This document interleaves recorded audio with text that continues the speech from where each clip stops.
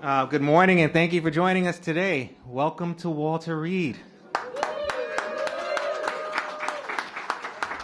I also appreciate that you all made it out here this morning because I know there was a lot of celebration last night with the Nationals making it to the World Series. Yeah.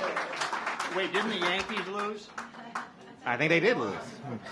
So my name is Randall Clark. I'm the director of the Walter Reed Local Redevelopment Authority. We are the instrument within the Office of the Deputy Mayor for Planning and Economic Development that's responsible for the redevelopment of the Walter Reed campus. And we just couldn't be any more excited about where we've reached today. At this time, I'd like to introduce you all to D.C. Washington, who I should mention happens to sing the anthem at Nats games on occasion. But will lead us today in our national anthem, and I'd ask that we all rise. Oh, say, can you see by the dawn's early light what so proudly we hailed at the twilight's last gleaming, whose broad stripes and bright stars through the perilous fight o'er the ramparts we watched were so gallantly streaming, and the rockets red glare, the bombs bursting in air, gave proof through the night that our flag was still there. Oh, say, does that star-spangled banner yet wave o'er the land of the free and the home of the brave?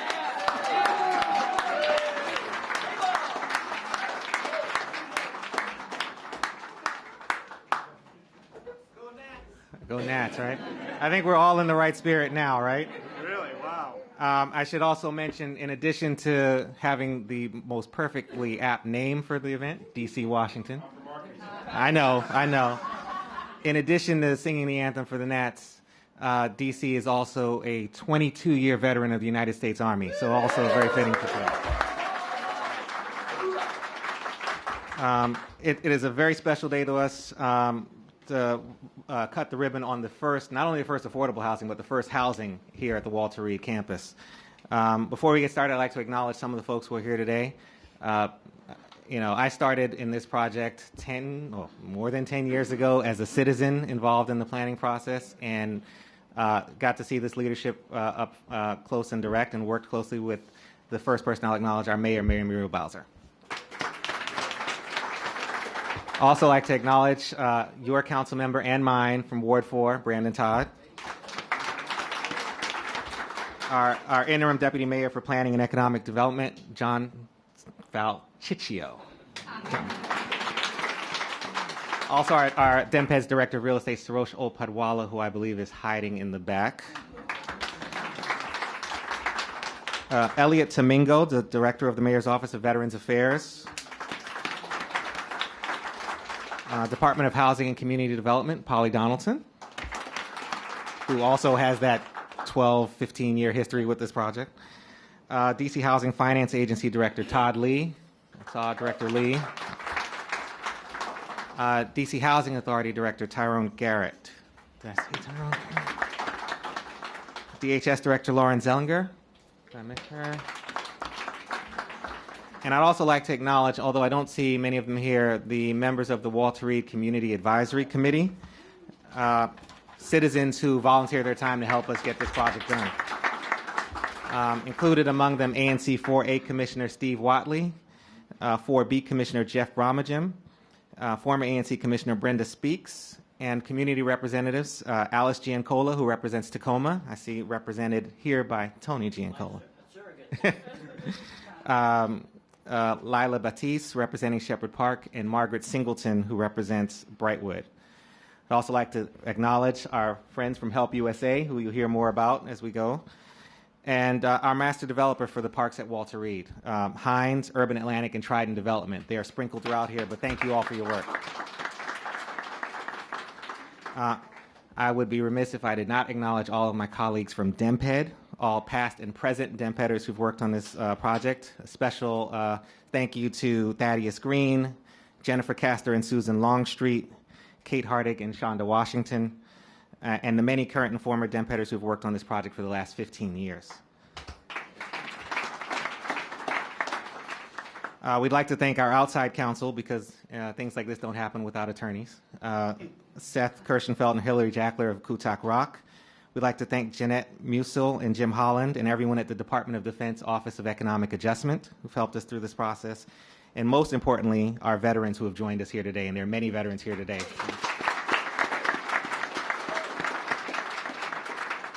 So when Mayor Bowser took office over 5 years ago, she promised to move big projects forward, and we don't think they get any bigger than Walter Reed.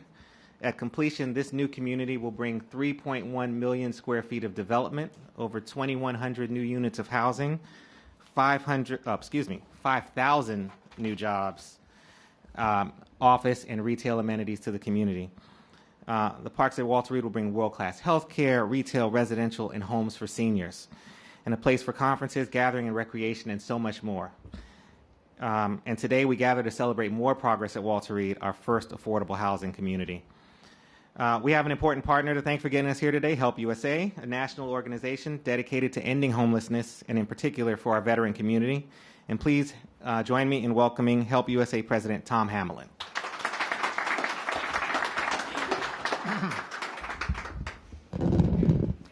Thank you, everybody. I usually try and move quickly and say very little, but after so many years of effort, I'm going to give myself a few more minutes here. My name is Tom Hamelin, President of Help USA. Just to explain very briefly, Help is a nonprofit organization based in New York City, and we organize our activities in three main areas. First one is homeless prevention. We operate a number of homeless prevention programs in New York City, in Philadelphia, and in Las Vegas, designed to keep people in housing, out of shelter, and keep them safe and secure. We do an awful lot of transitional housing, shelter, if you will, for families, adults, survivors of domestic violence, and veterans in many cities across the country. And our third area is developing and operating permanent housing for formerly homeless and at-risk populations, and that's really why we're here today. So those are the three things we do, and we do a lot of it, and a lot of work with veterans. Walter Reed is our 13th veteran facility and our first facility here in the district. I'll look over toward Polly. We wouldn't mind a second chance, but we'll keep after you on that. Before I begin thanking people, I just was reflecting a little bit on the train that 40 years ago, when I was a psychology graduate student at Berkeley and learning all kinds of things about psychological principles and theories and psychotherapy and all kinds of principles and methods, et cetera. One thing we never talked about, I can't remember once, was housing. Housing was not discussed. This is 78 to 82. Housing was really not discussed in the so-called helping professions as a core element of safety, security, and providing a foundation for anyone in this room, anyone outside, anyone anywhere in Washington, D.C. What do they need before they can stabilize themselves and begin to move forward and make really positive life choices? They need a place to live.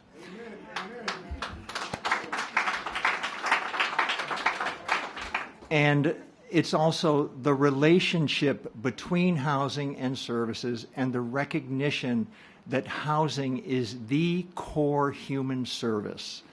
And it's taken me, being a PhD psychologist, quite some time to get that in my head, but it's now firmly in there. And it's something that we focus on at HELP all the time. Is the availability of housing, the security of housing, and then in addition the construction of new housing. As you walk down this hallway, you'll see a lot of windows on the right-hand side. Those are the case management offices. What we've tried to do with this design, and been quite successful, I think, is to open up the service space so that as the residents are walking up and down the hall, there is no boundary between them and the service personnel. It's all open, it's all visible, it's all one. So again, housing and services together for veterans, that's what this is all about, and that's why we're here. It's taken a long time to get here. People have been mentioning 15 years. I think we clock in around 10. So that's why we're so sprightly. But it would have been impossible to get here without significant local support, especially being an organization based in New York City. That support began with a meeting with Mayor Bowser, then the council member representing this ward. She and her staff opened their doors and helped us understand the complexities, and they are complex, of the relationship between the district and the federal government and how you get things done here in D.C., and provided valuable assistance thereafter. So Mayor Bowser, we're very grateful for that. Two other dynamic and intelligent women who are now heading the Department of Housing and Community Development and the Department of Human Services, Polly Donaldson and Laura Zeilinger, were there for us at the beginning and over the course of the entire decade. And I thank them for sharing their time and their knowledge with us. Very much appreciated. Thank you, Polly. Turning to the private sector, we owe a huge debt to local philanthropy and the support we received 9 years ago from the William S. Abel Foundation and the chair of their strategic initiatives to end homelessness, Tom Normey. So thank you, Tom and Shep and the Abel family for really giving us the support that allowed us to continue through that long gestation period and be able to do things that are kind of important, like pay the bills. I thank Tom and his team, Susie Sinclair Smith, Ellen McCarthy, Chapman Todd, as they stood by us without fail, and I hope they know how grateful I am and Help USA is for their assistance. Finally, let me honor the support and vision of our board chair, Maria Cuomo-Cole. Maria? Maria sat us down probably 10, 12 years ago and said Help USA is going to double down or triple down on veterans. And we're kind of, sometimes our eyes swim a little bit and we get a little worried, but we did it. So this is our 13th facility, and homeless prevention programs for veterans and transitional housing for veterans, and it's really something we're very, very proud of. So thank you, Maria, for your leadership. I want to thank Stephen Mott, my Chief of Staff, for his governmental knowledge. And most of all, I want to recognize the persistence and dedication of my Chief Housing Officer, David Cleghorn, the leader of the team that brought us through all these complicated housing deals. And my thanks to David and to everyone else at Help USA for getting us to the goal line. So, oh, there you are. He's always silent. I got a list. Oh, I certainly hope I'm on it. I don't know when compensation review is, but it is cyclical. You understand that. And now please let me introduce Clifton Braxton, a U.S. Air Force veteran and one of the first residents here at Walter Reed. Mr. Braxton.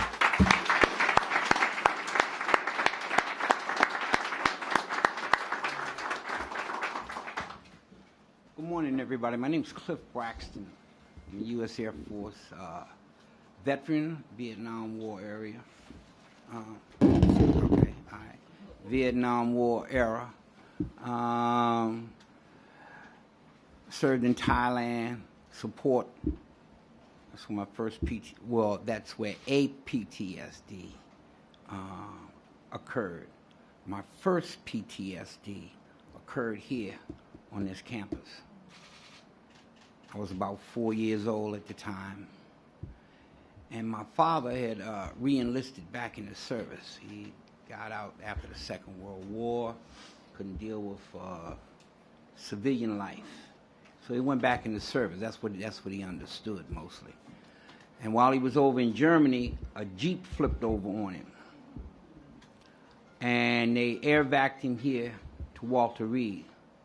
And my mother took me up to visit my father, and I was about 4 years old, and came up. He was up in one of the wards, and I believe they call it traction. That's when you are up like this. And he was wrapped head to toe in bandages. At that particular point in time, my mama said, go give your daddy a kiss. And I looked. I said, I don't know. That ain't my... But when I heard his voice, all right, he said, hi. My nickname is Hi, Roddy. And I came up and I gave him a kiss. Okay. Now, I'm saying that was my first experience with PTSD.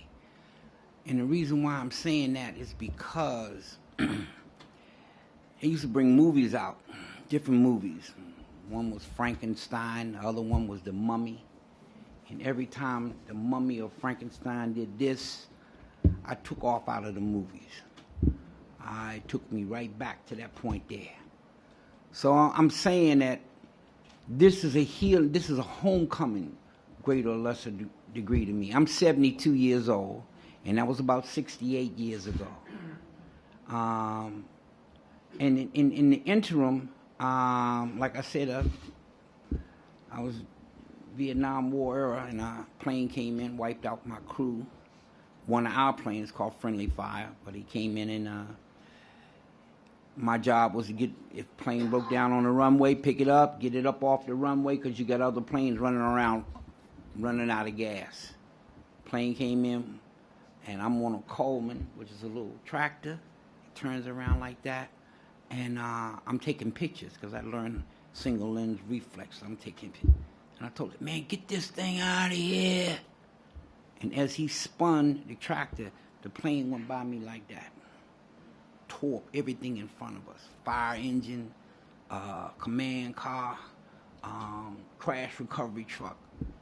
Crash recovery truck landed about from here to that building over there. Boom, burst into flames.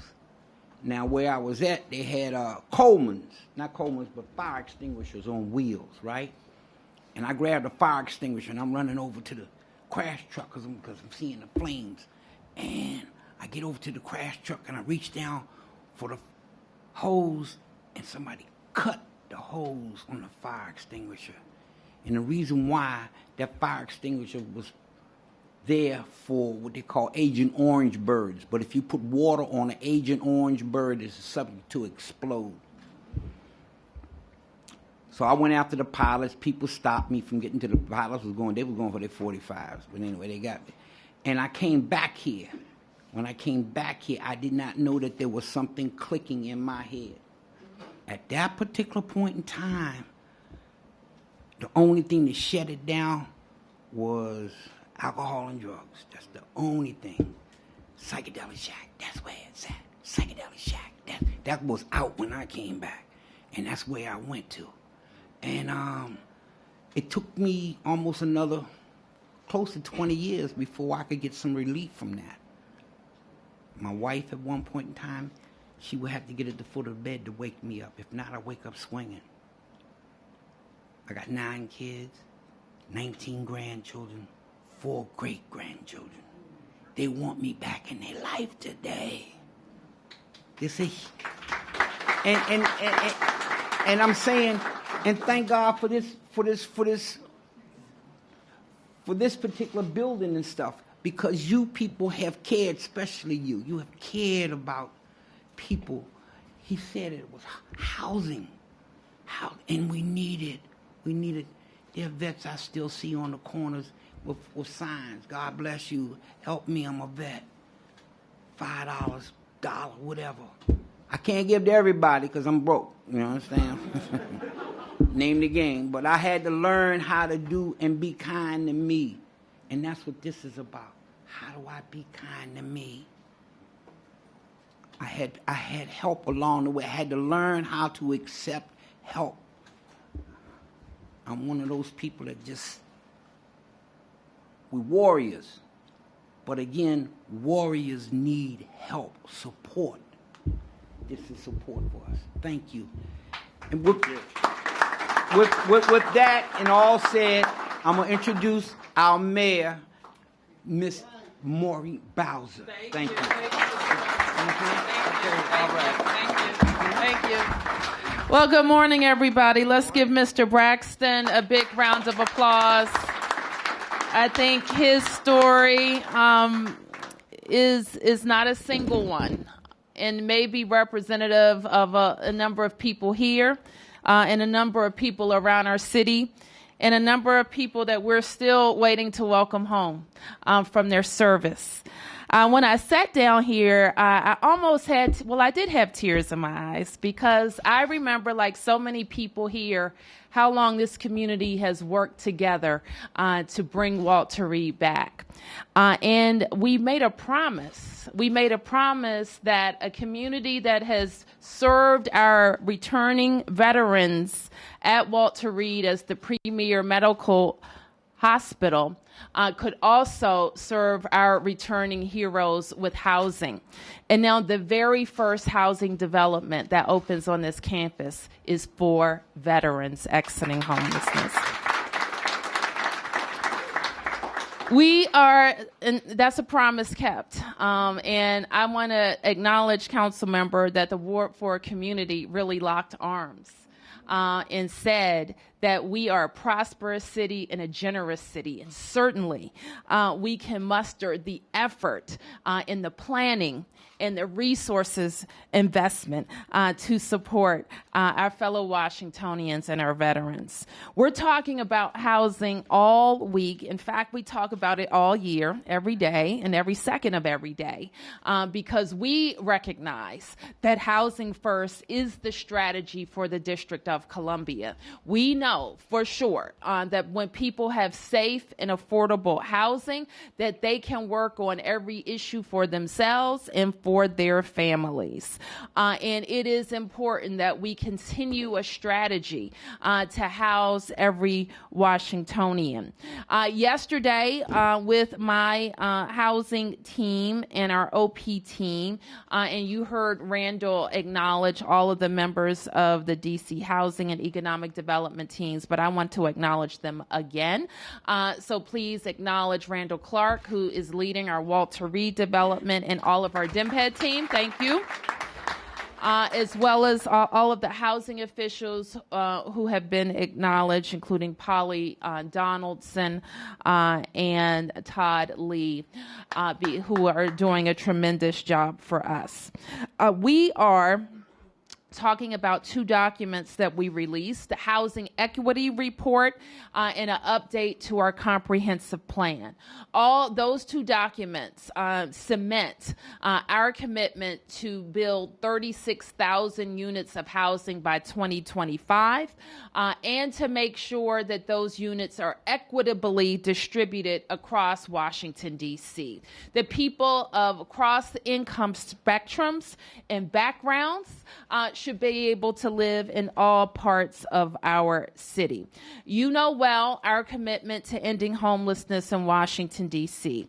Many of you were with us in 2017 when we opened the John and Jill Kerr Conway residences, also a project long in the making. And right now, 2 years later, 124 formerly homeless veterans are in permanent supportive housing in an amenity-rich neighborhood in Noma. It's projects like that and projects like this one that are allowing us to drive down homelessness. Among our veterans, 27% decrease in homelessness among DC veterans since 2015. And 77 more veterans will move into permanent supportive housing right here at Walter Reed. So I want to congratulate all involved, but also to emphasize that our work is not done. In many ways, it is just beginning.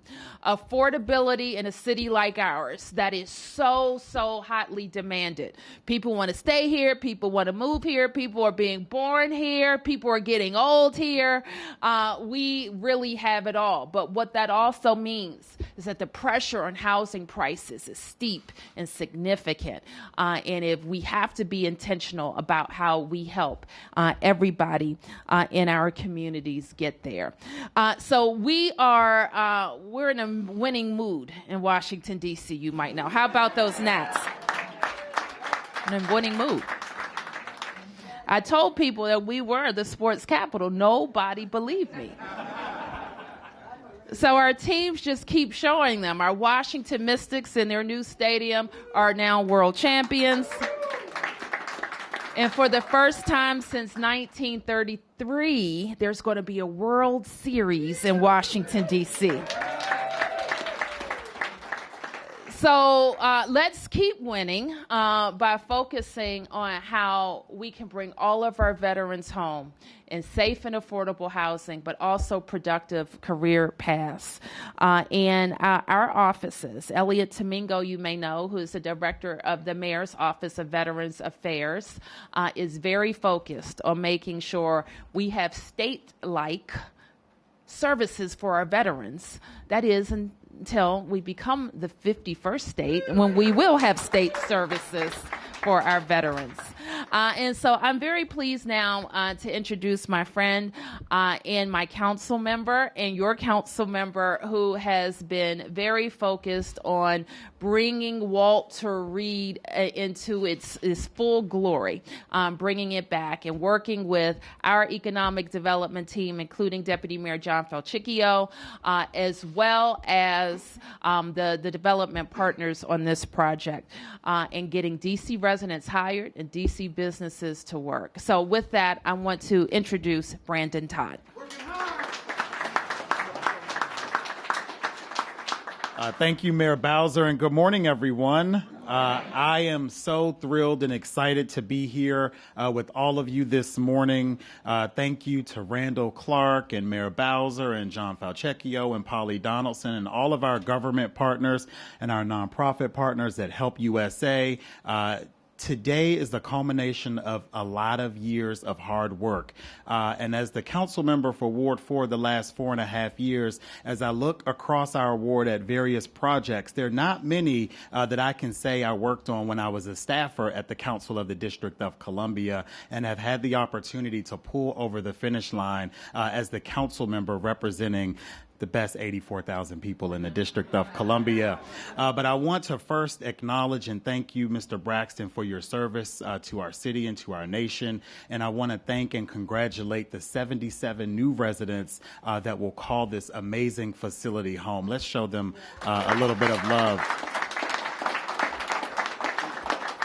And as the council member representing Ward 4, I also chair the council's Committee on Government Operations, which has oversight of the Mayor's Office of Veterans Affairs. I've chaired that committee for the last 3 years, and I know how important it is for our city to serve our 30,000 veterans across the district, the nearly 4,000 in Ward 4, with amenities like affordable housing, with amenities like free transportation to get them to their most important appointments, like medical appointments and appointments for different things like that. I know how important it is that the government provide resources for our veterans who've served our city and our country so nobly. And so we will continue to stay laser focused on how we support veterans, how we support families, and how we support seniors. So cutting this ribbon today means a lot to a lot of people in this room. It means a lot to me. It means a lot to our mayor and all of the neighbors in Ward 4 who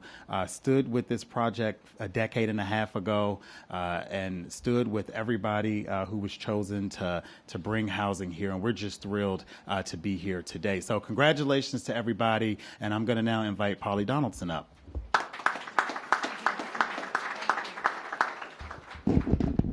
Well, good morning, everybody. And happy Housing Week.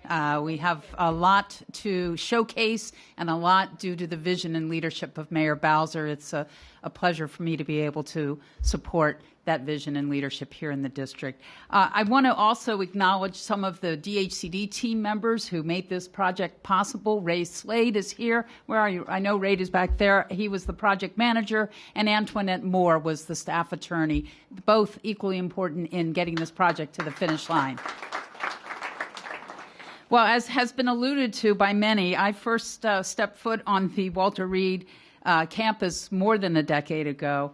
as the executive director of the Transitional Housing Corporation, which is now known as Housing Up, and whose new offices are going to be right across the way here, which was part of the original proposal that, yes, I actually participated in writing in 2009.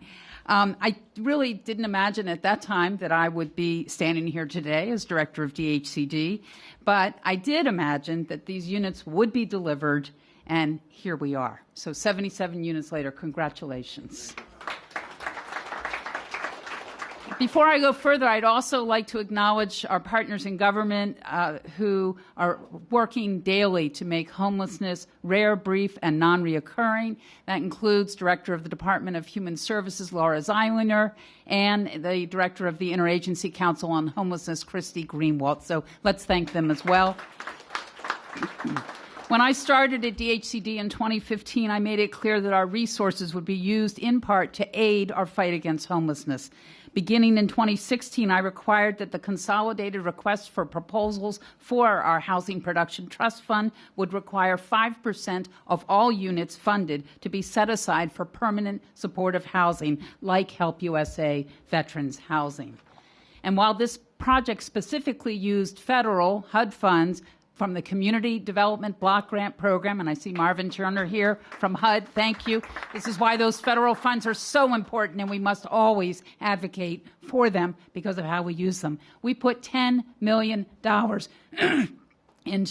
of community development block grants into this project to meet the goal, and as a result, these 77 units are part of the overall 1,000 units of permanent supportive housing that we have produced since 2015 with the Housing Production Trust Fund and our federal funds. 1,000 units of permanent supportive housing. And the same way that our innovative financing of permanent supportive housing is recognized as a model, this project is also a model. I have been on numerous occasions been given the opportunity to bring colleagues and affordable housing experts in government and elsewhere from across the country to D.C. And when I do, as I did just last week with my fellow directors of the 8 other highest cost cities in the country, I often bring them to the Conway residence on North Capitol Street, where Chapman Todd provides a complete tour and a complete story and narrative. And it's the sister building in the model that you described in terms of having the case managers integrated in and visible, very visible within the project. It's really it shows you what is possible with permanent supportive housing. And also combining innovative financing models, incredible community partners, and an engaged and visionary mayor like Mayor Bowser is what makes this ongoing permanent supportive housing possible. This is the first project we're celebrating following the release, as the mayor said, of her vision for the equitable distribution of affordable housing across the city with the Housing Equity Report. This project brings 77 new units of affordable housing already contemplated in the pipeline for the Rock Creek East planning area. But as our report shows, we're still 340 units short of our goal for affordable housing in this planning area. So I hope to be back to Walter Reed and the Rock Creek East planning area to build on this goal and bring more affordable housing units to all parts of the city. Yes. Thank you very much for having me. It's very much my pleasure now to introduce an old friend, David Cleghorn, who is the housing officer. Thank you, Tom. Thank you, David. Okay, good morning, everybody. I am the last speaker. I will try to be brief, although that's not necessarily in my nature. I'm trying to think. I had something written down about how long this project has taken, but everybody else has kind of mentioned that. So I'll just say that my oldest daughter, who's a freshman in college, does not remember a time that I was not coming home late because I had a meeting at Walter Reed. My youngest daughter, she knows nothing else. So it has been a long time. I think I've been involved personally in this project since 2009, I believe, and did the writing with some other folks at Help on the response. And we looked up today. We got the award letter in 2010 to start construction on this project. I found an original timeline. We all should have been in this room like 6 years ago, but here we are today. I also want to congratulate the Nationals. I'm a big sports fan, although I'm an Orioles fan, but hey, good for you guys. And I also want to congratulate the Mystics. I am a basketball dad, and I spend all my time not at work in basketball gyms all over the country, and that was if you watched it, it was a great series. And congratulations to them. This is we do a lot of projects. I've been 20 years or so now in affordable housing, but this project is probably most personal to me. I did not grow up in D.C., but I was born here. When my mother was a young woman, she was a single mom with 3 kids. She managed to find her way to Washington, was working with the Community for Creative Nonviolence and Zacchaeus Kitchen and working in a soup kitchen. And my dad was studying to be he was a seminarian studying to be a priest. He came to volunteer one day at the soup kitchen, met my mom, and about 9 months later, I joined the family. So he was not long for the priesthood. But as we moved around the country from Alabama back to New York and in between, my family was always involved in creating homeless shelters, usually emergency shelters. My mom would run them. My dad would write the grants. My dad spent probably the last 20 years of his working career working for the Community Partnership for the Prevention of Homelessness here in Washington. He retired 10, 12, 15 years ago now. He was supposed to be here today, but he's old and it's raining. He's not. I don't think he's here. We've come full circle for me on this project. And then I learned after the groundbreaking last 2 years ago, my uncles reached out to me and told me how when my grandfather was stationed in Northern Virginia, he would get medical treatment here for injuries he had from World War II, and their pediatrician was based here. My father was too young to remember that, so he was sort of surprised by that story too, but his older brothers do remember, and so it's very interesting, and I'm glad to be here, and I'm proud to have had the opportunity to work on this project, and I want to thank my boss and our board chair, because really, 10 plus years to put resources into doing a project like this takes a huge commitment. We earn a developer fee, but we're not going to do the math on the staff time, right, of 10 or 12 years. So we're here now, and it's great, and we have a great support system at Help to allow us to do these sort of what I refer to as brain-damagey type projects.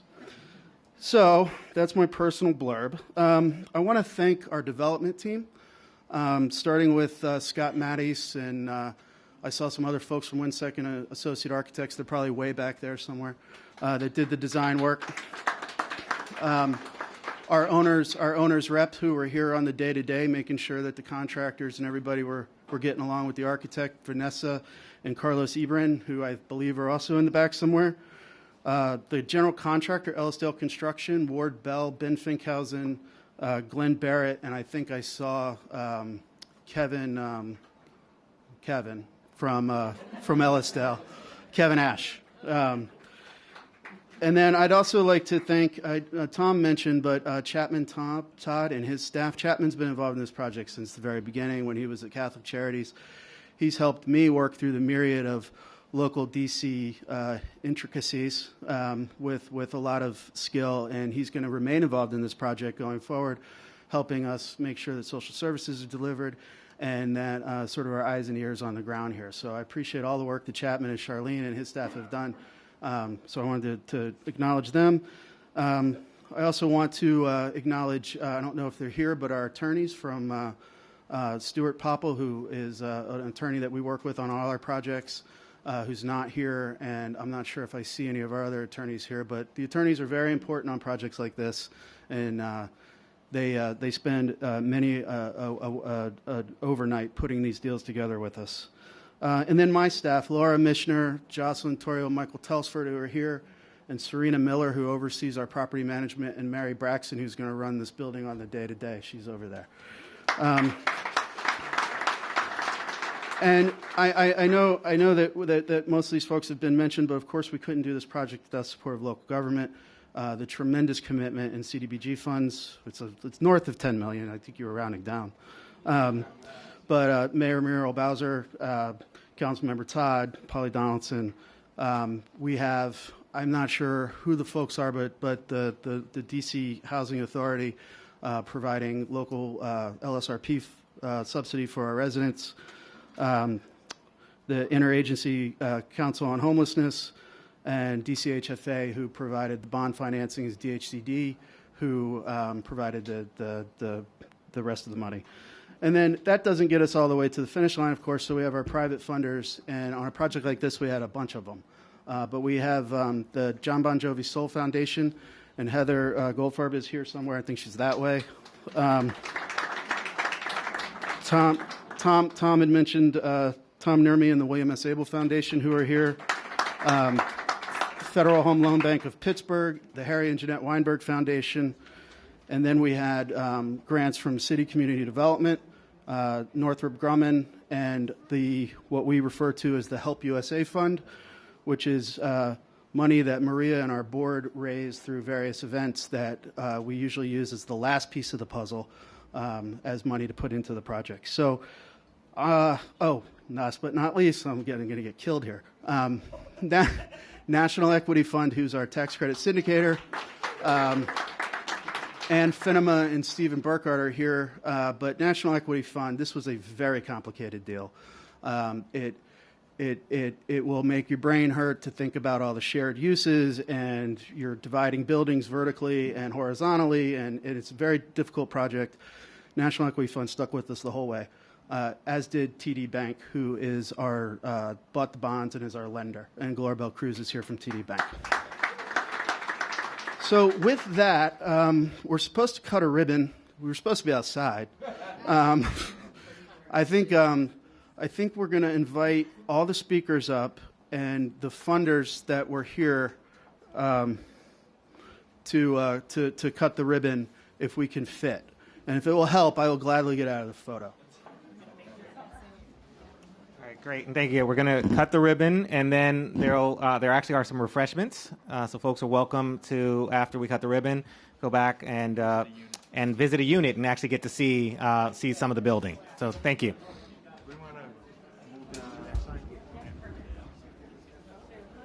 What happens if I drop it?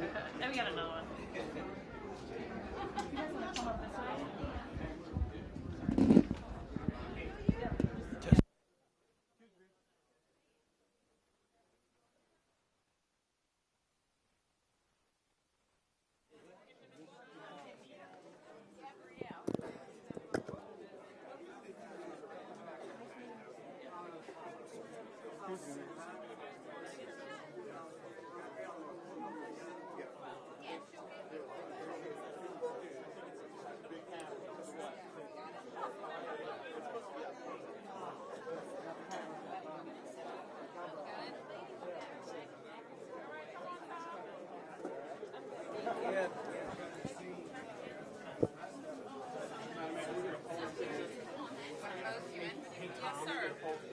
Yes, pose first. We're looking right here. Middle camera. Ma'am, miss. Everybody look forward, please. Right here. And then on 3, we're going to cut the ribbon. 1,